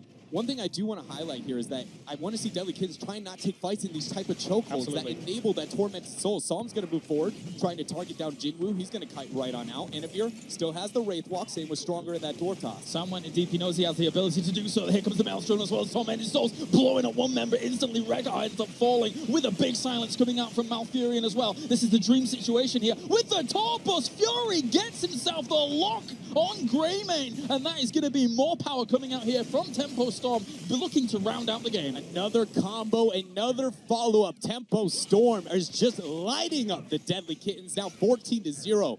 Lucio doing his best to make the transition up towards top. Stronger will be able to deny this Dragonite, but it is just for how long? And the answer feels like not very much so. Even Tempo Storm giving up and saying, well, fine then. If you're going to worry about Dragonite, we're going to send ourselves right on to the core. Big fan of the Torbus play. Just pop it without even people in it and just go forward. Really catches your opponents off guard. Absolutely, and that looks like it's going to be enough here. Tempo Storm still has 8 seconds before Rhaegar's able to join, and they rid of the shields. Beautiful stuff here. Confidence and Stronger aren't going to be enough to stop the onslaught that we're seeing from this. Sam, bringing out the Kerrigan in a high-octane moment, is able to keep Tempo Storm alive and push it on to a game number 3. Very well done here for Tempo Storm. Able to hold their own after what felt like a almost forfeited game here. After looking at the draft, everyone going, what is this? Where is Tempo Storm going? We knew that they were going to bring out some wild cards, but no one thought it would be that wild. And it's nice to see that it was well practiced, well thought out, and they were able to bring their own here again against Deadlykittens. Bear in mind, not a single kill over towards Deadlykittens in that game. A little bit flustered maybe. The sweat now starts to pour here for both of these teams. One more game determines who moves on. We're going to head over to the analysis desk to see what they think of game number 2. Well, friends, it seems now that although it's not quite dinner time, we all are going to eat our words because Tempo Storm, with the Circles of Death strategy, were able to take game 2. That's more like it. I'm way more happy with how they presented themselves in this game now than the first one. So that's much more what I wanted to see. And I'm actually happy that with Kerrigan, they were able to execute this much pressure and so much aggression. That was pretty awesome to watch. Yeah, the early game worked well for them. Yeah, it makes me question. I said they were going to win, by the way. Yeah, he did say that. It makes me question. He said that they were going to win, so he just wanted to make sure he gets that in there. I didn't. Gotta make sure. It makes me question why we don't see more aggression from them. Solom seems like he won a spot where he was very happy with how he could be aggressive. June constantly was back there to back him up. Kerrigan would bait a couple of fights that would make it look like she may have been on the losing end of a trade, turn around, get a great combo. There were 2 to 3 man combos there that should not have been landing, and Solom made it work with the help of his supports. I want to see more Tempo Storm like this, more aggressive plays, more getting in your face, because they can definitely pull it off, it looks like. How many times have we said, and I mean a lot, over the past year of Tempo Storms, just they're not aggressive most of the time. Just like they're so face. passive. What if you just draft heroes? It's like, look, you don't have a choice. Like you're eating your vegetables, right? Like or else, and they just go in, and it was the aggression once the bladed momentum picked up at level 7. Like it was the sustained fights that seemed okay with a Lucio Rhaegar in there, and then all of a sudden it's like, oh wait, there's another combo. And there's another combo coming out from Kerrigan, and they just could not survive through that. And Solom, I thought, did a really good job just forcing out all the rotation. Whether he landed it or not, they were very, very impactful. Yeah, the fights locations were working out really well for Tempo Storm, and that gives them game 2. We're headed to a break. After this break, we'll have game 3 and the conclusion of the series. The 2017 Heroes Global Championship Finals are brought to you in part by Republic of Gamers, Intel, T-Mobile, and NVIDIA.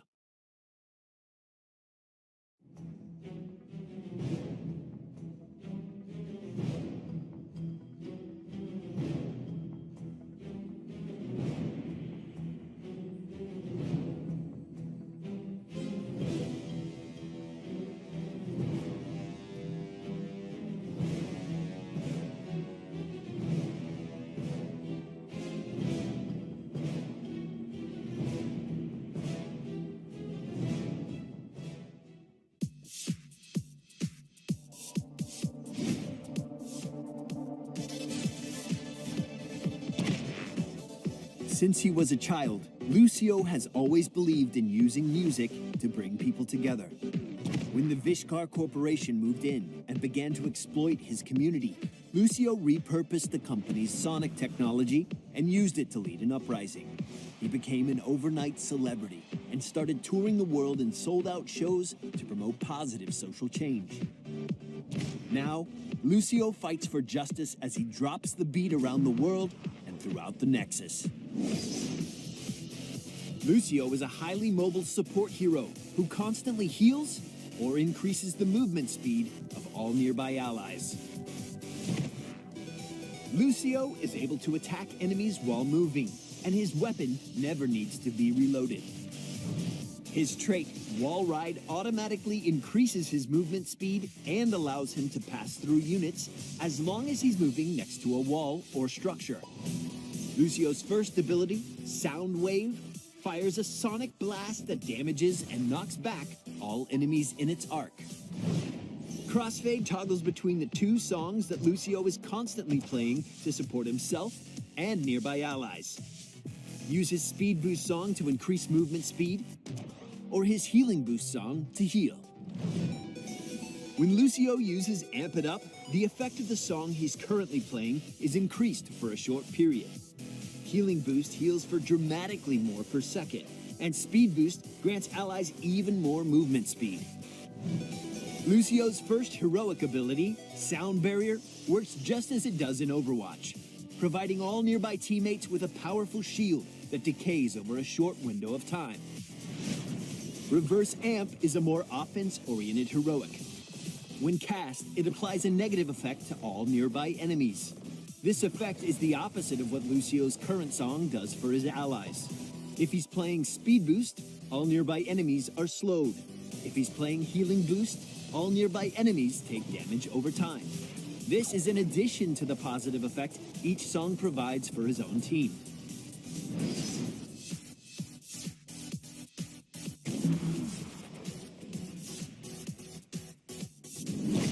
When Lucio's in the mix, there's never a moment when he isn't playing one of his songs.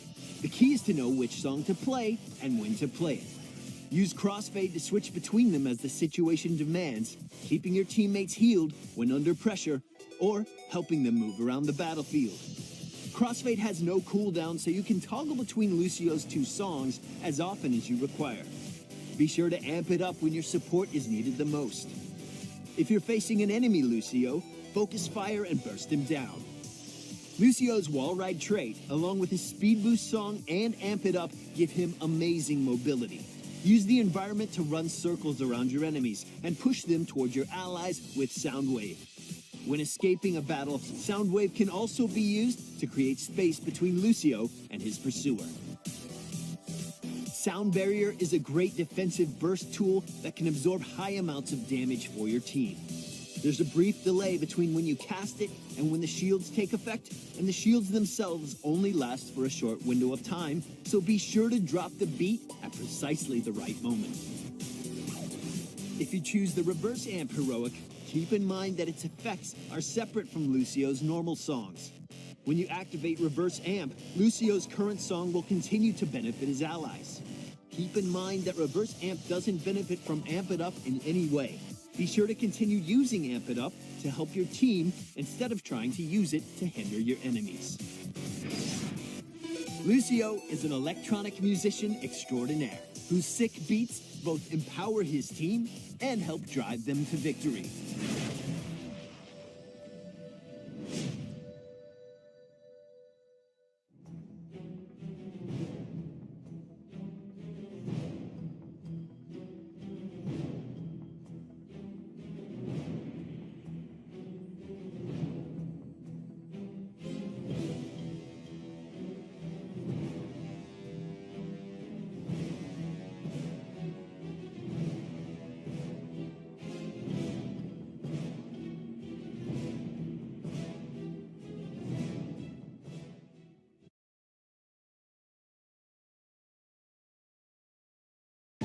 Welcome back to the HGC Finals. I'm here, Gillyweed, filling in for Caleris at the desk host position, here with Caldor, Trixler, and Jayhow. I promise I didn't forget who you are.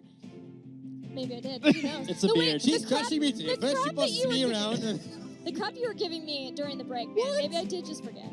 Now she's He was also giving it to Trixler right before we came back. I'm just used to it. Gilly, He's I'm an sorry equal you had to deal with opportunity that. crap giver, apparently. Eventually you get a wall, you know, you just I give was up. the nicest today I've ever been to him. That's what happens with Chromie Facts. We were No more Fire- coffee for you. Look, we Okay, got the sounds game good. going on, but we were Wait. 5 seconds before we were going live, Yeah. and he's giving Trixler grief. That's just what he does. Guys, we are in the middle of our first elimination match of 2 today for Group A. Deadlykittens came in, won the first game, but then we saw Tempo Storm be able to tie it back up with a Kerrigan Malthael of all things. What does that mean for Game 3? Draft more circles. Exactly, draft more circles.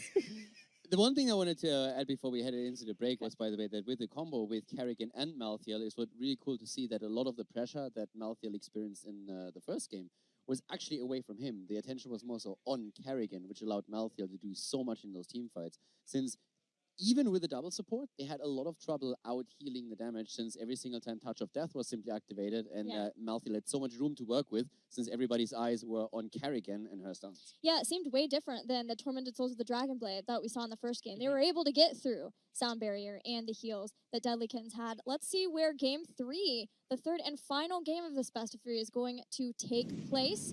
Deadlykittens have the option of Battleground choice or first pick. They opt into the Battleground, and they're taking us to Tomb of the Spider Queen. The return of Ragnaros, potentially, in this game. Now He's that we've great on the got map. Trixler on the desk. I mean, even without Lava Wave, I actually think it's a battleground that he's very strong on. He's very safe in the bottom lane. He can do pretty decent in some matchups. He's not going to win you a lane, right? But he can hold it for a long amount of time, which buying time on that battleground is very effective and very useful. So we go into Tomb of the Spider Queen. Any other besides Ragnaros? I mean, I guess we knew that that had to be brought up. I'm sure we'll hear about Chromie at some point in this draft too. Any other picks that you guys are keeping your eyes on now? Is this potential that maybe we'll have a second character, or does that seem like that was a one-time strat only, Jay How? This was a... This was I the have- Kerrigan. I was going to say, I have Yeah. shades of Glaurung on Kerrigan last year at PAX West, qualifying them for BlizzCon. That was one of the most epic NA moments that we've had in the past year. Now we've got Psalm busting it out. So it's not out of the realm of possibility, in my opinion. Infernal Shrines, this battleground, Kerrigan can excel. I mean, the lanes are very small. I mean, Arthas Kerrigan used to be the pickup that you went to back in the day on this battleground. And Medivh as well, good another hero that we have Yeah. seen here. We have seen it already before. This is a great hero for the quick rotations. The draft Bye, has Lucio. started, and Lucio is gone. I would Game love 3. if they just banned Malthael right now. It's like, you take our Lucio away, all right, Malthael's gone. I think Garrosh has to definitely be considered as a ban here for Deadlykittens. If they've studied, they've seen, the way that NA started to play this. Tempo Storm has picked it in the past. I think Garrosh could be a threat unless they just feel comfortable dealing with that. And generally, we kind of had the conversation off stream earlier. It was a matter of like, all right, what type of heroes do you have to see? And a lot of those, it either revolves around mobility or the potential Medivh.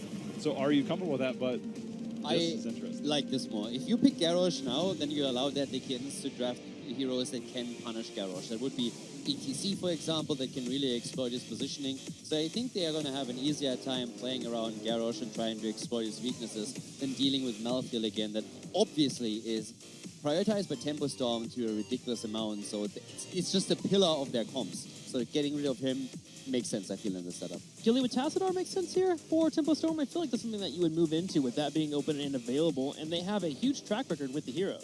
Yeah, that is a possibility. Tassadar even is just really big in North America still, and also kind of keeps things open still for them, but it has kind of felt like Tempo Storm is rotating more toward double full supports lately, with having Coffin playing things like Brightwing.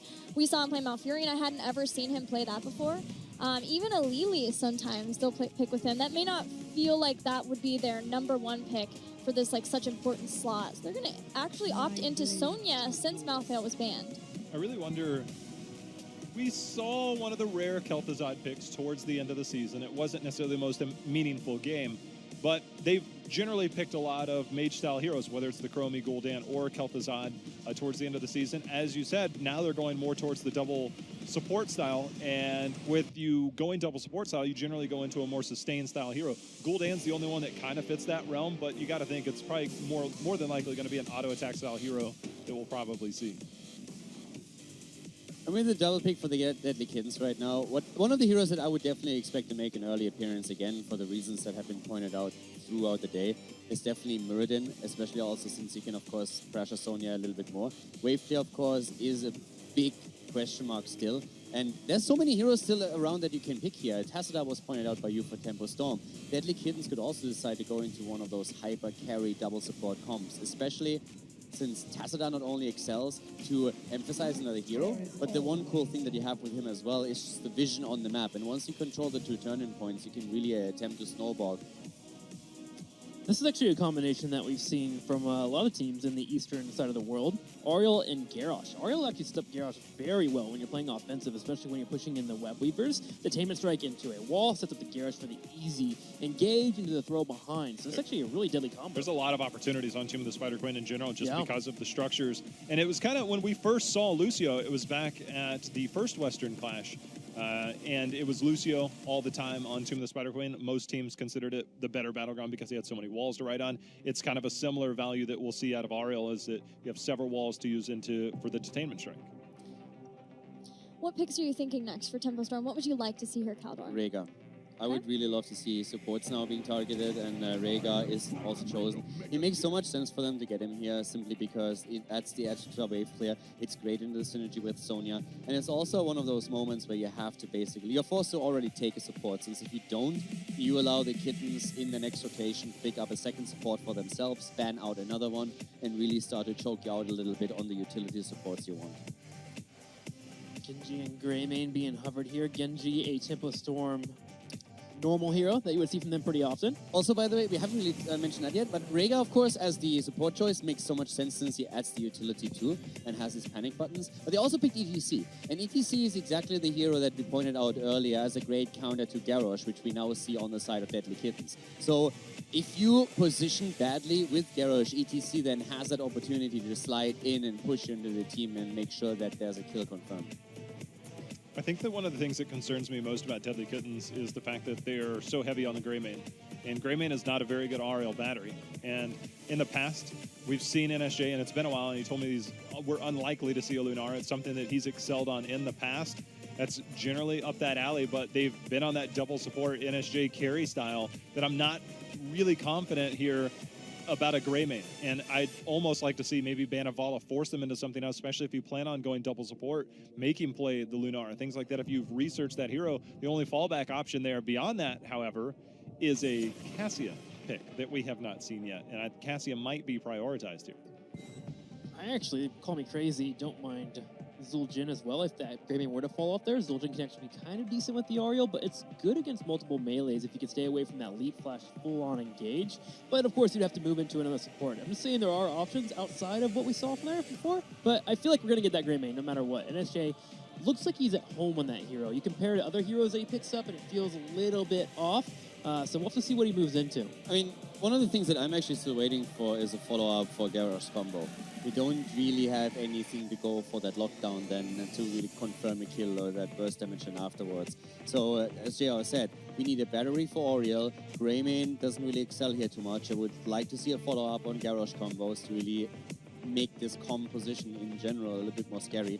Skuldan out of the realm? Look, I was going to say, kick it old school. Kick it. I was going to say the Tassadar there. This is the reason I say Tassadar is that Confidence is that secondary support one. He's only been playing a lot of Lucio or Brightwing. Brightwing doesn't really fit here. Ariel's going to be that. I was going to say kick it old school. Maybe go Tass and then bring that Cassia in for that Ariel battery. You can still go Vala. I think either or is going to be up in the air here, but we do have the Ragnaros picked up as well to man that solo lane.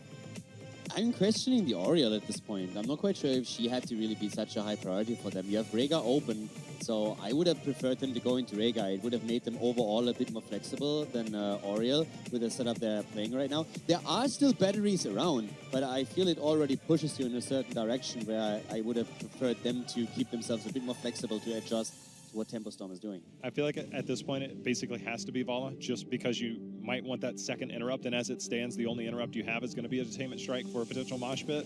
Vala with the Rain of Vengeance. I love how you immediately say they're going lava way. Yeah, that's you're like, oh, you want a mosh pit? Well, here's some fire for you.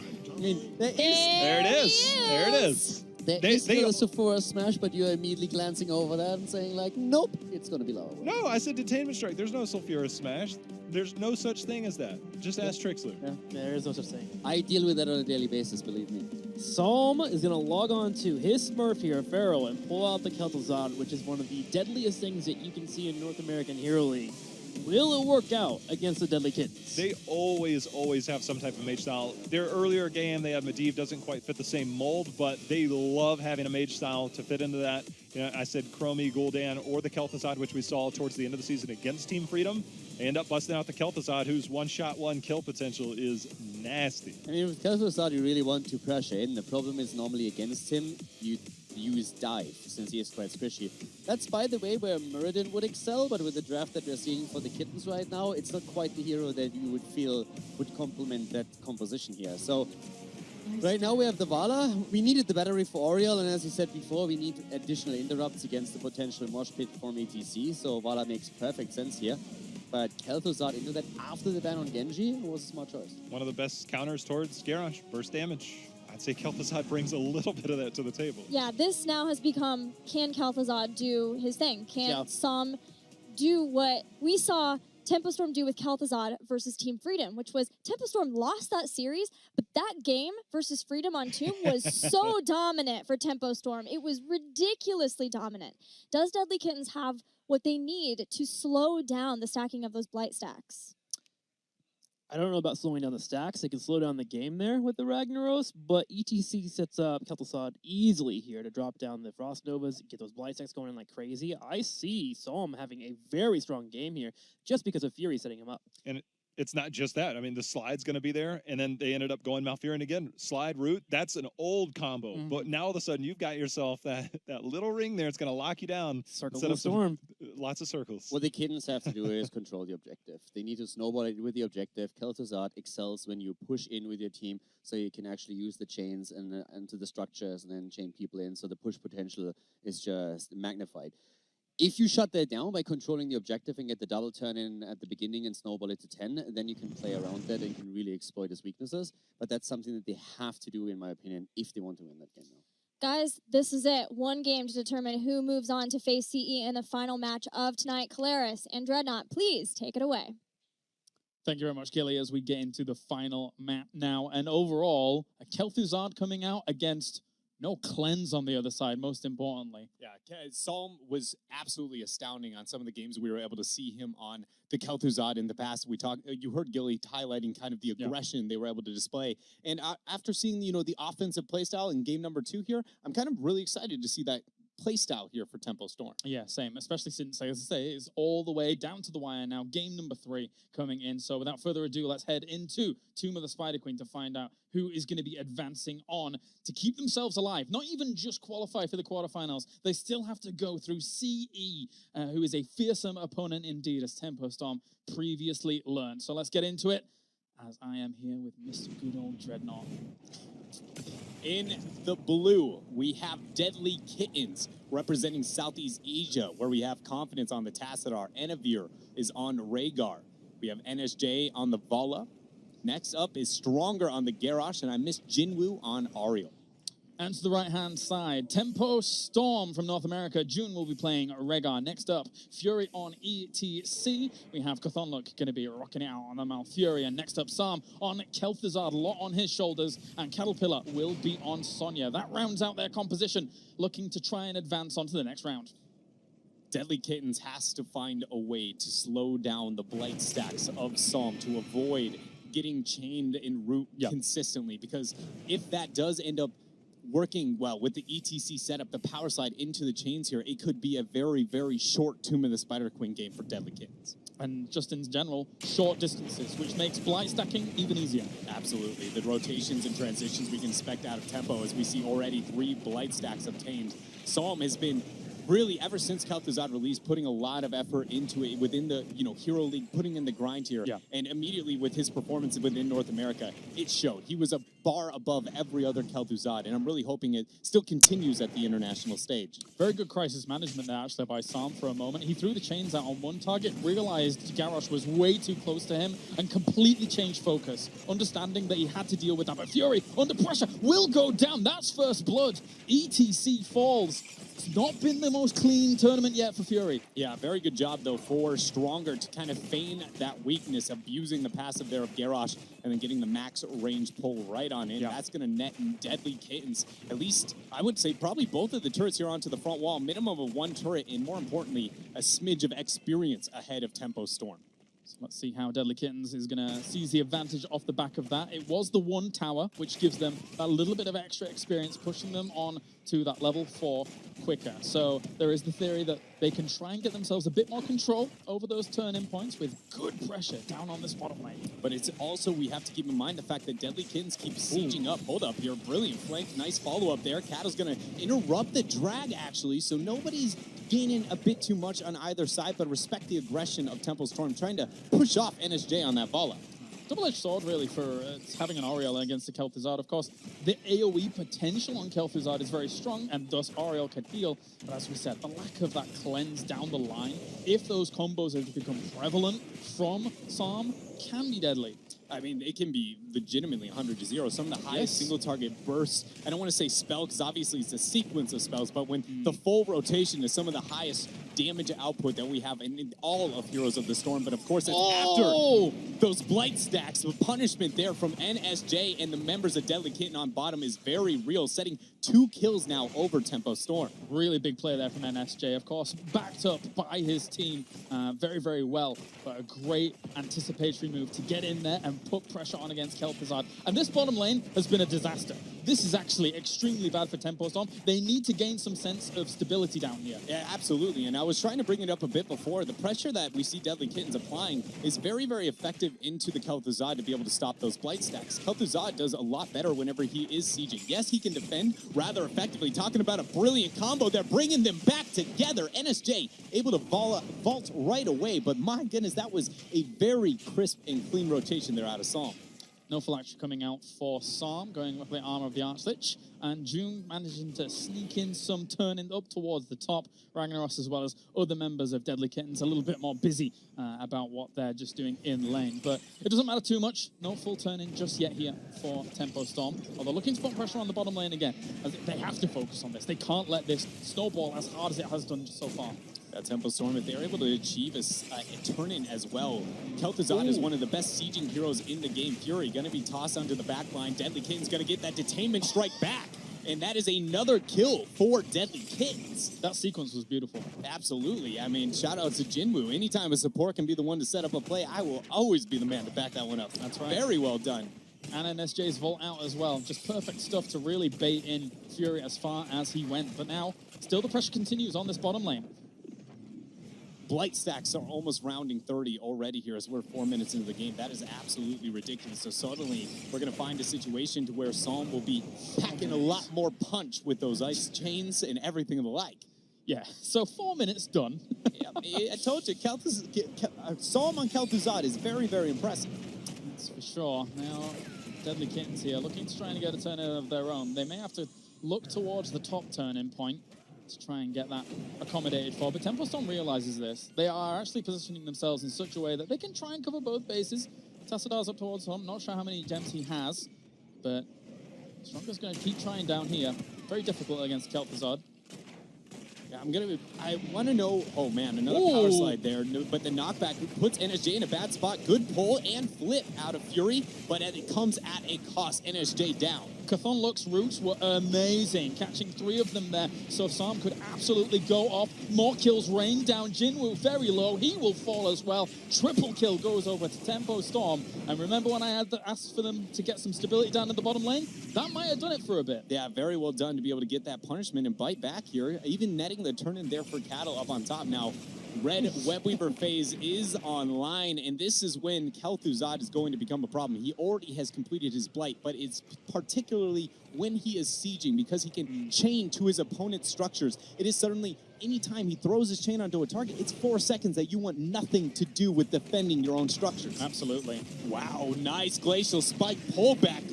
That was impressive. Very, very good stuff. And they haven't even hit level 10, so he doesn't even have his full power yet, does Psalm. I can only imagine when we see the Shadow Fissure dropped right underneath that here, but Tempo Storm is looking to make a lot happen. Once they take out this front wall, it won't be enough for the 10s, but they surely will round their 10s as this Webweaver faces up. A minimum of 1 fort, and I expect a bit more here out of Tempo Storm with this huge advantage, this colossal window that you typically don't see on a map like Tomb. Here we go then. Mosh Pit's coming in as well as Twilight Dream for some extra heroic power. And Deadlykittens losing almost their entire front line on this map, on this battleground, losing fort after fort. Going towards boss here, I love it. Why on earth not? I mean, boss in this type of situation ultimately will gain Tempo Storm something that they maybe wouldn't be able to have at this point in time, and it will waste the Webweaver phase of Deadlykittens if Deadlykittens feels like they need to force this turn in. But nobody seems to have too much interest there for Deadlykittens, so ultimately not too much gained out of Tempo Storm with this boss. It's not a poor play by any means, but ultimately you have 2 options. You either force the fight somewhere else, or you go for this boss and maybe hope that you see the misplay there, and it's just a heads-up response out of Deadlykittens. Certainly should be coming down towards the bottom here for Deadlykittens, although that being said, they didn't get enough gems in down there, unfortunately for them, so just cleaning up the boss, trying to get themselves back in a position of power here, as we have Warlord's Challenge, Reign of Vengeance, we have Archon coming in, Crystal Aegis, and Deadlykittens' Lava Wave gets added to the mix to try and push them off the middle fort. It's going to effectively do so there as it gets the power slide out. Psalm actually taking way too much damage. Confidence. Question if he wants to poke out any farther, but it looks like that is enough for him. Webweaver phase is down, and Tempo Storm is 1 gem away from getting their secondary. Hate to break it to Trixler's haircut, but that's the most damage that we've seen from Lava Wave to a hero in this tournament so far. Yeah, that's actually, you are correct. And in fact, it was only because it's such a very, very squishy hero, and, you know, maybe didn't sniff out the Lava Wave as fast as the rest of the members. He hates me. He absolutely hates me. But that's fine, that's fine. As we have now Tempo Storm cleaning up mid, trying to get themselves a push on towards that middle fort. Because he's so low, why on earth not stronger, though, waiting in the wings? Deadlykittens should be trying to put an emphasis on looking for this turn-in before the 13 talent tier is there for Tempo Storm. Cat is going to start it off. Chains are enough to deter NSJ from being able to stop that here, but only 23 gems dumped for now here on Tempo Storm's side. Slowly gaining power is Deadlykittens. You can always be surprised at how much damage Tassadar is able to do with the zoning potential of that Storm. It's 700 stacks at the moment, so gathering up nicely. And well, They did not get themselves a turn in here, did Deadlykittens, and Tempo Storm controls the map continuously. It's still not as bad as a traditional game because of the Ragnaros, right? That's something we have to keep in mind. He plays like an Abathur. He changes how the map and where your power spikes are going to be. An interrupt there onto the Glacial Spike pole is going to keep NSJ alive. One thing that the front line of Deadlykittens has to be careful about before that Molten Core goes down is when they've been chained and they move back. Don't go near Ragnaros, because that can then disrupt that Molten Core from happening. But you've got to be very, very careful about where you're moving at that point. Absolutely, and you know, oh wow, with the flip attempt there coming out from Garrosh. Aegis dropped, Shadow Fissure immediately after. Nice Brew coming out from Cotton Luck. Twilight Dream is dropped, but it looks like Ariel is going to be able to make it out just fine. The Lava Wave used, Glacial Spike is able to pull back Jinwoo, but only 1 kill gained here for Tempo Storm. A lot of fireworks there, but not too much after. No, not at all. They'll be able to get this middle fort in the end and just clean up top lane to war as well for Deadlykittens. But other than that, now they are quite behind, to say the least, by Fire Be Purged. One of my favorite heroes in the entire game, Ragnaros. I'm glad we get to see it. I'm glad that we've gotten to see this much of him as well. I feel like he's been a hero that on initial release, so amazing, so impactful, and then a couple nerfs here and there. I mean, granted, they were substantial nerfs, but his Molten Core, much like Sylvanas' passive, is such a high-impact strategic spell that I did expect, him to show up here and there. So it's awesome here at the HGC Finals that we've already gotten ourselves 2 Lava Waves. Yeah. ETC going into Bloodhound mode there, looking to sniff out some gem turn-ins. Doesn't quite deny it overall. So one thing I want to bring up here for Deadlykittens with this Webweaver phase is that they are successful whatsoever. They have enough gems to almost back this up with a secondary Webweaver phase. They have done a very, very good job of enabling the mid-game for a double turn-in snowball. And it is not common that you see teams be able to enable that at these later stages. The most important thing, though, is that they cannot risk death while sieging with this Webweaver phase, and Tempo is going to look to force these type of fights. The delay on capturing those camps was beautiful, to not have to care too much about bottom lane and mid lane. So almost everybody can go up to top lane, clean up that Webweaver, and not going to take that much damage. That was a glorious move. Power slides out. NSJ ate a poison spear and almost sent him down to 0 HP. That's going to draw a lot here of the resources out of the double supported Deadlykittens. They're on now full retreat. Mid and bottom Webweaver still up. And I think that is a testament to currently how calm Tempo Storm feels in this game. To delay those camps as they did, to say, we are actually so in control of this game, we're going to delay these. We're going to alleviate some of the pressure that we feel is going to be in this Webweaver turn-in and just completely run the show. Very impressive stuff by Tempo Storm there. As they do lose bottom fort, but that's by the by. And now we find ourselves in a bit of an awkward moment if the double turning was the intent here for Deadlykittens, because turning in a Webweaver phase would essentially just be wasted because that 16 talent here. Look at Fury there off to the left, catching out Confidence. He goes for the power slide. Nobody there for the follow-up. Nice knockback, body blocks. And look at that, into the fray, and the pole is going to be able to get the peel. June looking to the flank so he can put down his totem and kind of stop that retreat out there for the moment. As Stronger under a lot of pressure at the moment. Taunted here by the Warlord's challenge. Ambitious play there to try and get him in a good position. But Confidence will just shift out. And Kel'Thuzad goes down during all of that. That was a crazy fight over the wall. Yeah, very split and backed out. Cattle got into the 1v1 with Confidence, which, by the way, I want to highlight the fact that Confidence was able to draw aggro out of a Tassadar while Archon is pop, meaning you have the double dimensional shift, you have the survivability, and Tassadar is a hero that's effective at low HP. One of the few that can kind of sit back, give you a shield, and still be very, very high impact. He is one of the best at drawing aggros out of a high burst hero like that. And ultimately, I do feel like Tempo Storm may want to change their scope a smidge there on that Sonya if they're going to be still as dominant as they were for the first couple of minutes of this game. And the fact that nullification is here as well for Tassadar means that, eventually Sonya gets a little bit more lackluster if she's wanting to dive in and really kind of put on some pressure here. So Deadlykittens by no means out of this game just yet. And the biggest thing there is, because that skirmish happened, it kind of stalled out the experience of the trickle down here for Deadlykittens to get the 16 within the window that they have this Webweaver phase and not be afraid of Tempo Storm or waste their gems. This is a very convenient skirmish that they found themselves in, and now they need to look to reap the rewards. They've caught back up. They have, very much so, and we still have a Molten Core available to be able to deter the next Webweaver phase on the side of Tempo Storm. My biggest thought process now is who's going to get the boss? Who is going to prime themselves best to be able to pick that up? And one of the best targets that they could eventually anticipate picking up for Tempo Storm is something like a Valor if she steps too far forwards, but Gloom is there to be able to assist in surviving the onslaught that is Kel'Thuzad, so that's nice. It's nice, but it feels like, again, it's just a smidge. It's A not smidge. enough to be able to do it. Like, even greater spell shield and as Lunara, and I'm still sitting there going like, this guy stings. Way too much damage there. But overall, Kel'Thuzad, he's been, you know, Psalm on that hero has put on a really good showing with the chains and the coordination here. And for, again, the first couple of minutes, it has been effective. It's just that we've kind of hit a lull here between the two teams. After Deadlykittens gained that momentum back, now both are kind of sitting there going, what is the win condition? And here, how can we make sure that we set ourselves up the best? At least for Tempo Storm, they have a full turn in if they can grasp at it. It's Deadlykittens at the moment, just slowing things down, going back to their night camp. Looks like there may be a skirmish up towards the top in a few moments. The camp being picked up automatically indicates to Tempo Storm that there is 100% obviously somebody in that section, but because they had retreated to their own night camp, can't maybe take advantage of that. That's oftentimes competitively, if you assume that they're on that section of the map and you start a major objective, the minute you see that, you're like, okay, now complete it all in and focus. Talking about all in, a boss up here, Shadowfisher actually got the reveal. It did, yeah, so that's a big deal. They're going to have to back out from that. I was going to say, like a lull in the action for a moment because these two teams understand the consequences of what could occur here, but the fact that that was able to be scouted out, very important there for Tempo Storm. Yeah, you can see that they very much have the same thought process as myself. Boss is going to be a very scary thing, and without enough gems for Deadlykittens, there's not much left for them to do on the map.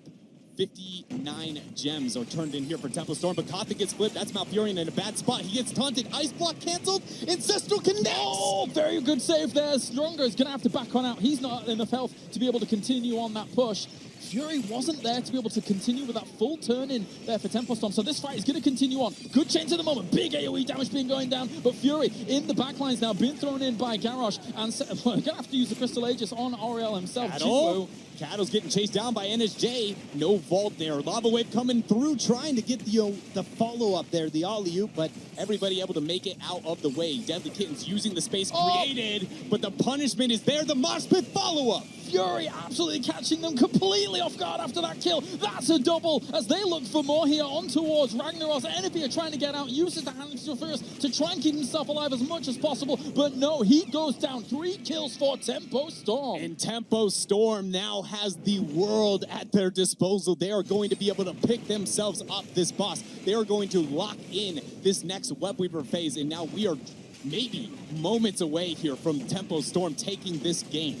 We definitely are, and gotta give a tip of the hat to Psalm being able to catch Garrosh when he did, because that caused utter chaos in the ranks of Deadlykittens. It's actually very important that Tempo Storm makes sure all of those minions get killed just so this Webweaver phase does not stall out there. If those 2 minions had made it long enough to get that Webweaver phase so far back from this boss, it's suddenly what was almost a win or a game suddenly goes, we can only get a keep when we just lost a win condition. The best way is you drop them down right next to each other, and that's a lot of power behind it, as Deadlykittens right now doesn't even have a huge amount of AoE damage to try and cleave through all of that. Oh, and they're not able to stop it out. The Molten Core is going to be very impactful. Garrosh, very, very low. Does not get hit by the Shadow Fissure, and looks like Confidence is going to get out towards the top, but this is still a lot of power. There's still so many the boss, the Webweaver's here. This is very scary for Deadlykittens. They're going to find Cattle, flip him in. The chains are dropped along with the taunt, but the boss is ignoring them. They're going for the core. Taunt does nothing. Taunt does nothing here. They're not able to get the power on towards Cattle. He's going to sit on the core here, and Tempo Storm drops the shields. They know that they've done it here, as this core is going to fall. The boss could finish it alone. Tempo Storm 2-1 against Deadlykittens, keeping the hopes alive here in Group A. Very impressive games there coming out from Tempo Storm. There was a lot of questions and a lot of doubt from everyone, all the analysis here. But they showed that they still have the strength that they flaunted at the playoffs for North America. Sadly, sending home here Deadlykittens after their second loss in this, and having them come here and perform at the level they did, I was pleasantly surprised, but ultimately, it's competitive. Somebody's got to be a winner, someone's got to be a loser, and today, Tempo's that winner. And where was Tempo Storm's strength? It was in the wild cards. It was in the Kerrigan, of all things. It was in the Kel'Thuzad. Psalm was able to play it well. Yeah, he absolutely was. He was bringing out the flavor for Tempo Storm here. We, again, doubted him and very much made us eat our words pleasantly so. 4 minutes getting maximum stacks on that Kel'Thuzad Blight and really highlighting the boss whenever the backdoor attempt there for Deadlykittens. Really, I mean, now thinking about it, Psalm truly maybe the MVP of that series. 2-1 series for Tempo Storm. Let's head over to the analysis desk to see what they think about the whole best of 3. Thank you, guys. Tempo Storm lives for now, but they are by far not out of the woods yet. They still have one more opponent to go through if they want to make it to the top 8 at BlizzCon. But we got to give a shout out to Deadlykittens. They came in, they had a new roster, 2 new players, they had a new shot color, Jay-How, and looked really good today. They brought a lot of plays. It actually surprised me. I didn't know where my expectations would lie with that team. Obviously, I was able to cast them during their regionals. You know, I was sitting in on scrims, things like that, trying to see what they were bringing to the table. I was actually pleasantly surprised. They showed up on game day. Unfortunately, they do drop out here against Tempo, but big props to them. I've probably seen this team more than anybody, and I'm still surprised that they played as well as they did. They just came up a little bit short. For me, I think I'm looking at Tempo already for the next phase, and I'm thinking whoever is drafting for Tempo Storm needs to walk up to Solomon and say, what do you want to play? Seriously, set that guy up and enable him for the next round, and then go and get ready for the next couple of matches if you're able to get through it. Because Psalm has came alive. He is looking great in the last couple of games there. Having the Blight Quest done before 4 minutes is bonkers. Isn't he drafting? Am I wrong here? I think it's kind of a group Cattle effort. and, Like the last time- it's Cattle and Psalm, right? The last time I talked to them, I think they said that he's currently having the biggest influence on the draft, And actually. he's looking down inside yeah. himself. What do I want to play What do I today? want to play And get it today? done. Let me think about this Okay, for a Self. second. I feel like Kel'Thuzad. Because Well- it was impressive. We have some available for a winner's interview, so let's head down to the stage with Cloakin and see what he has to say about that series. Thank you so much, JC. That is right. I'm here with Assassin player from Tempo Storm. This is Psalm. Psalm, help me get into the mindset of your team after a Game 1 loss like that against Deadlykittens. What was going on in comms? How did you guys get your mindset together going into Game 2? I think my team's always been pretty good at not tilting and keeping our mindset straight. The biggest thing, or the biggest problem that we have, is translating our scrim experience and our previous match experience into LAN play. So we've been playing a lot better, not during a tournament, so we need to do a better job of really translating that experience and all the practice we've been putting in. Gotcha. Well, let's talk a little bit about hero picks. We saw some really interesting choices there going into Game 2, and I have to admit we had some negative Nancy's there over at the analyst desk, looking at that Kerrigan pick, as well as the prioritization around Malthael, and then, of course, the Kel'Thuzad in Game 3. Talk to me about that Kerrigan pick, though, specifically. What was going on with your team? Is that just a comfort pick? You knew it was a strat that you guys could lean into. What was going on with your team there? I think those heroes that we picked, if they're played well and they're executed well, it can catch teams off guard. So, I mean, it's just heroes I've been practicing in Hero League, and we just ran it today. Well, you played them fantastically. You definitely, helped check some of the analysts a little bit today with your play. And now let's talk a little bit about the next matchup. Obviously, you're not home free yet. You got to get to BlizzCon. One more victory needed to secure that seat. CE, we've seen some strong play from them. What are your expectations going into that match, and how do you ready yourselves for that one? CE was a lot stronger than we anticipated. We've been scrimming a couple of Chinese teams here, but none of them, in my opinion, have been as strong as CE. But keep in mind that first match for CE, even if we won it, we would have had to play against MVP Black anyway. So chances are we probably would have had to play CE twice. So we didn't feel like we had to show too much, or so hopefully this one goes better. Absolutely. Well, good luck, and we'll look forward to watching. Thanks so much. Thank you. All right, guys, Tempo Storm hangs on. They will match up against CE coming up very soon. Stick with us. Just a short break.